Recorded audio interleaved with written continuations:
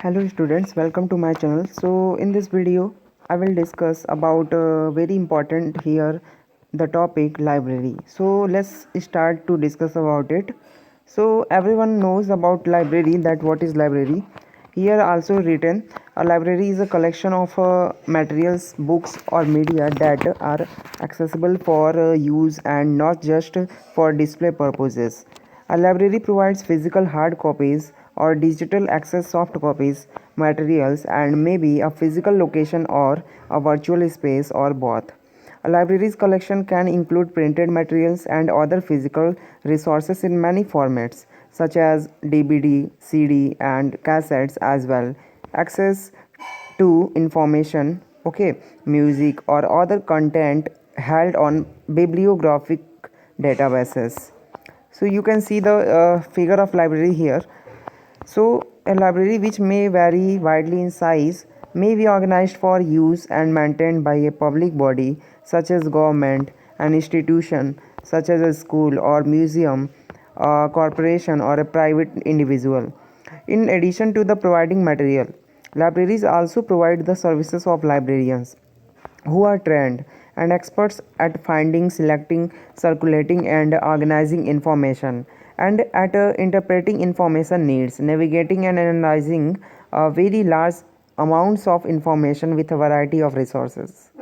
So, library buildings often provide quiet areas for studying as well as common areas for group study and collaboration, and may provide public facilities for access to their electronic resources. For example, here given computers and access to the internet. The library's clientele and services offered vary depending on its type. Users of a public library have different needs from those of a special library or academic library. For example, libraries may also be community hubs where programs are delivered and people engage in lifelong learning. Modern libraries extend their services beyond the physical walls of a building by providing material accessible by electronic means, including from home via the internet. The services that libraries offers are variously described as library services, information services, or the combination library and information services, although different institutions and sources define such terminology differently. So let's discuss about its etymology. So the term library is based on the Latin word liber for book or document, contained in Latin libraria, collection of books, and librarium, container for books. Other modern languages use derivations from ancient Greek. We can say beta here, bibliothek, originally meaning book container, while Latin bibliotheca, here CF, French bibliothèque, or German bibliothèque. Now let's discuss its history. So if we will talk about the history of libraries, so it began with the first efforts to organize collection of documents. Means the history of libraries began with the first efforts to organize collections of documents. The first libraries consisted of archives of the earliest form of writing, the clay tablets, okay, in cuneiform script discovered in Sumer, some dating back to 2600 BC. Private or personal libraries made up of written books appeared in classical Greece in the 5th century BC. In the 6th century, at the very close of the classical period, the great libraries of the Mediterranean world remained those of the Constantinople and Alexandria. The Fatimids are 909-1171 also possessed many great libraries within their domains. The historian Ibn Abi Tai describes their palace library, which probably contained the largest collection of literature on earth at the time, as a wonder of the world. Throughout history, along with bloody massacres, the destruction of libraries has been critical for conquerors who wish to destroy every trace of the vanquished community's recorded memory. A prominent example of this can be found in the Mongol massacre of the Nizaris at Alamat in 1256, we can say, and the torching of their library, the fame of which boasts the conqueror Joini had spread throughout the world. The libraries of Timbuktu we can say. The libraries of Timbuktu were established in the 14th century and attracted scholars from all over the world. Now, what is the functions of libraries? So, libraries may provide physical or digital access to material and may be a physical location or a virtual space or both. A library's collection can include books, periodicals, newspapers, manuscripts, films, maps, prints, documents, microform, CDs, cassettes, videotapes, DVDs, Blu-rays, discs, e-books, audiobooks, databases, table games, video games, and other formats. So, all this can be contained in libraries. Libraries range widely in size up to millions of items. Libraries often provide quiet areas for studying, and they also often offer common areas to facilitate group study and collaboration. Libraries often provide public facilities for access to their electronic resources and the internet. Public and institutional collections and services may be intended for use by people who choose not to or cannot afford to purchase an extensive collection themselves. Who need material no individual can reasonably be expected to have, or who require professional assistance with their research. Services offered by a library are variously described as library services, information services, or the combination library and information services. Although different institutions and sources define such terminology differently, organizations or departments are often called by one of these names. So let's talk about organization. Most libraries have materials arranged in a specified order according to a library classification system, so that items may be located quickly and collections may be browsed efficiently. Some libraries have additional galleries beyond the public ones, where reference materials are stored. These reference stacks may be open to selected members of the public. Others require patrons to submit a stack request, which is a request for an assistant to retrieve the material from the closed stacks. Here we can see the list of the closed stack libraries by clicking on the link which is provided in the Wikipedia. Larger libraries are often divided into the departments staffed by both we can say para-professionals and professionals librarians. Here some points are given: circulation or access services. Handless, handles users accounts and the cloning, returning and salving of the materials. Means circulation or access services here provided, by which we can handle so user accounts and the loaning, returning and salvings of materials, which is all things provided in the libraries by the librarians. Collection, development, order materials and the maintain materials budgets. Next is the reference. Staffs a reference desk answering questions from users using structured reference interviews, instructing users and developing library programming. Reference may be further broken down by user groups or materials. Common collections are children's literature, young adults literature and genealogy materials. Next is the electronic library, responsible for providing information to the user via electronic means. Technical services works behind the scenes, cataloging and processing new materials and the de-accessing varied materials. Stacks maintenance means the resalvage materials that have been returned to the library after pattern use and sells materials that have been processed by technical services. Stacks maintenance also self-reads the materials in the stacks to ensure that it is in the correct library classification order. Means also in library stacks of the books are also maintained, so that we can easily get that book that we want. Basic tasks in the library management include the planning of the acquisitions, which materials the library should acquire by purchase or otherwise, library classification of acquired materials, preservation of materials, especially rare and fragile archival materials such as the manuscripts, the deaccessioning of the materials, pattern borrowing of materials, and developing and administrating library computer system. More long-term issues include the planning of the construction of new libraries or extension to the existing ones, the development and implementation of the outreach services and reading enhancement services such as the adult literacy and children's programming. Library materials like books, magazines, periodicals, CDs, etc. are managed by the Dewey Decimal Classification Theory, modified Dewey Decimal Classification. Theory is more practical, reliable system for library materials management. The International Organization for Standardization (ISO) has published several standards regarding the management of library through its technical committee 46 TC 46, which is focused on the library's documentation and information centers publishing archives, records management, and museum documentation, indexing and abstracting services, and information science. The following is a partial list of the some them.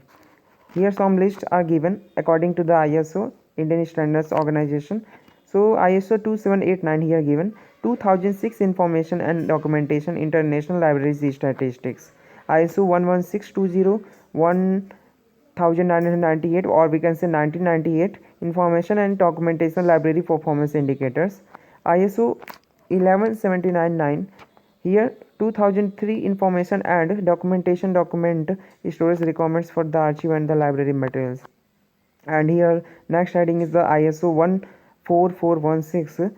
It refers the 2003 information and the documentation requirements for the binding of books, periodicals, serials, and other papers documents we can say for archives and library use methods and materials. And last here is ISO/TR 20983, and it refers to the 2003 information and documentation performance indicators for electronic library services. So let's discuss about the uses of the library. So some patrons may not know how to fully use the library's resources. This can be due to the individual's unease in approaching a staff member.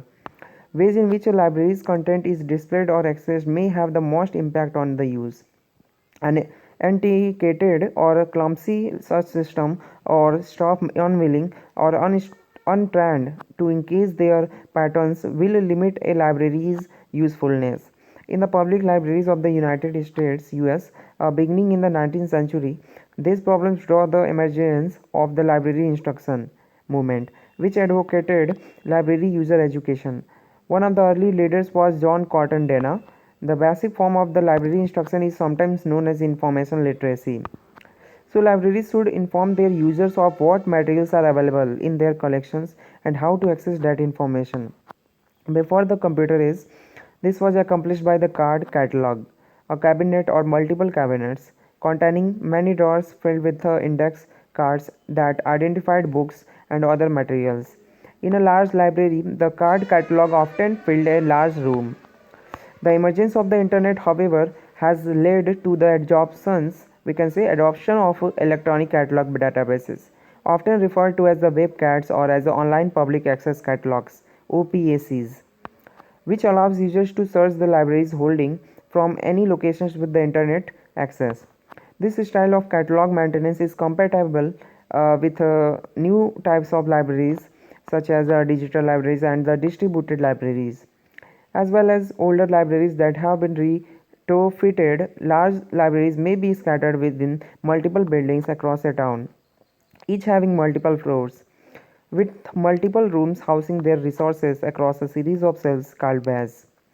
Once a user has located a resource within the catalog, these must then use navigational guidance to retrieve the resource physically, a process that may be assisted through the signage, maps, GPS systems, or RFID tagging.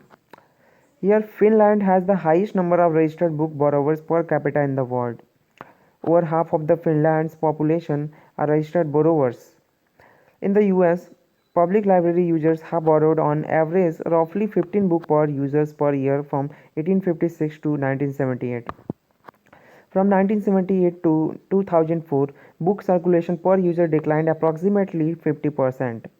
The growth of the audiovisual circulation estimated at 25% of the total circulation in 2004 accounts for about half of this decline.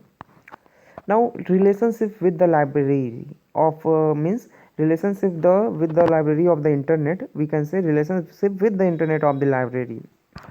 A library may make use of the internet in a number of ways, from creating its own library's websites to making the contents of its catalogs searchable online.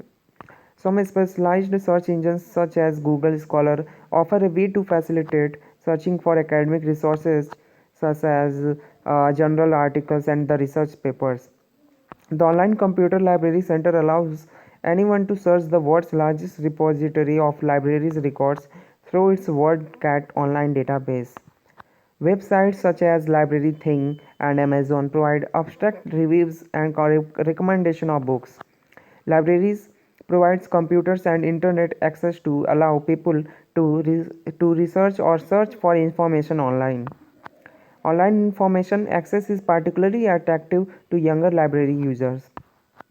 So we can see digitalization of books, particularly those that are out of print, in projects such as the Google Books provides resources for library and other online users. Due to their holdings of the valuable materials, some libraries are important partners for the search engineers such as Google in realizing the potential of such projects and have received reciprocal benefits in cases where they have negotiated effectively. So, as the prominence of and reliance on the internet has grown, library services have moved the emphasis from mainly providing print resources to providing the more computers and more internet access. Libraries face a number of challenges in adapting to new ways of information seeking that may stress convenience over quality, reducing the priority of information literacy skills. The potential decline in library uses, particularly reference services, puts the necessity for these services in doubt. Library scholars have acknowledged that libraries need to address the ways that they market their services if they are to compete with the internet and mitigate the risk of losing users. This includes promoting the information literacy skills training considered vital across the library profession. Many US-based research librarians rely on the ACRL framework for information literacy in order to guide students and faculty in research. However, marketing of services has to be adequately supported financially in order to be successful. This can be problematic for library services that are publicly funded and find it difficult to justify diverting tight funds to apparently peripheral areas such as the branding and the marketing. Next, here the privacy aspects of the library uses in the internet as is a matter of growing concern and advocacy. Privacy workshops are by the Library Freedom Projects, which teach librarians about the digital tools such as the Tor network to thwart mass surveillance. Next here is the librarians. So librarians are usually staffed by a combination of professionally trained librarians, paraprofessionals staff sometimes called libraries technicians and supports staffs. Some topics related to the education of librarians and allied staffs include accessibility of the collection equations of materials, arrangements and the finding tools, the book trade, the influence of the physical properties of the different writing materials, language distributions, role in education, rates of literacy, budgets, staffing, librarians are provided by them means library in libraries we are provided these things by the libraries for especially targeted audience architectural merits patterns of the uses the role of libraries in a nation's cultural heritage and the role of the government church or the private sponsorship. Since the 1960s, the issues of the computerization and the digitalization, or we can say digitization, have arisen. Now, types of the libraries we can say. So, many institutions make a distinction between the circulating or lending libraries, where materials are expected and intended to be loaned to patrons, institutions, or the other libraries, and reference libraries where materials is not lent out. Traveling libraries such as the early horseback libraries of the Eastern Kentucky and the bookmobiles are generally of the landing type. Modern libraries are often a mixture of both, containing a general collections of these for circulation and a reference collection which is restricted to the library premises. Also, increasingly, digital collections enables broader access to material that may not circulate in print and enables libraries to expand their collections even without building a larger facility. Lamba 2019 reinforced this idea by observing that today's libraries have become increasingly multidisciplinary, collaborative, and networked, and that applying Web 2.0 tools to libraries would not only connect the users with their community and enhance communication but also will also helps the librarians to promote their libraries activities, services, and products to the target both their actual and potential users. Now let's talk about the academic librarians. Academic libraries. Academic libraries are generally located on the colleges and the universities campuses and primarily serve the students and faculty of that and other academic institutions. Some academic libraries, especially those at public institutions, are accessible to members of the general public in whole or in part. Library services are sometimes extended to the general public at a fee. Some academic libraries create such services in order to enhance literacy levels in their communities. Academic libraries are libraries that are hosted in post-secondary educational institutions such as colleges and universities. Their main functions are to provide support in research, consultancy, and resource linkage for the students and faculty of the educational institution. Academic libraries house current, reliable, and relevant information resources spread through all the disciplines which serve to assess the information requirements of students and faculty. In cases where not all books are housed, some libraries have e-resources where they subscribe for a given institutions they are serving in order to provide backups and additional information that is not practical to have available as a hard copies. Furthermore, most libraries collaborate with each other, we can say other libraries, in exchange of books. Specific course related resources are usually provided by the libraries, such as copies of textbooks and articles, readings held on the reserve, meaning that they are loaned out only on a short term basis, usually a matter of hours. Some academic libraries provide resources not usually associated with libraries, such as the ability to check out laptops, computers, web cameras, or scientific calculators.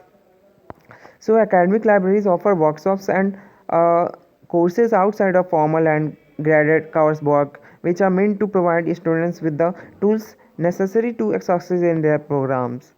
These workshops may include help with the citations, effective search techniques, journal databases, and electronic citation software. These workshops provide students with skills that can help them achieve success in their academic careers and often in their future occupations, which they may not learn inside the classroom. The academic library provides a quiet study space for the students on the campus. It may also provide group study space such as the meeting rooms.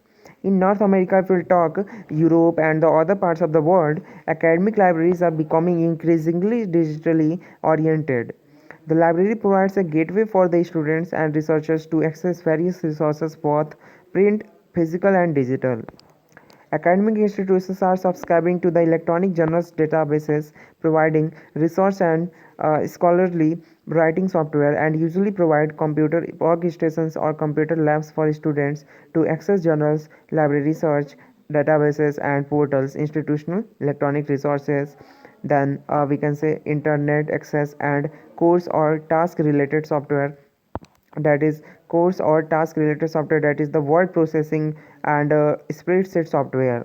Some academic libraries take on new roles, for instance acting as an electronic repository for institutional scholarly research and academic knowledge, such as the collection and curation of digital copies of students theses and dissertations, okay, we can say dissertations. Moreover, academic libraries are increasingly acting as a publishers on their own on a not for profit basis, especially in the form of fully open access institutional publishers. So these all things that I had here explained about the libraries, and also by these statements, by these discussions, we also had known about the knowledge and benefits acquired by the libraries. So thank you, we will meet in our next video.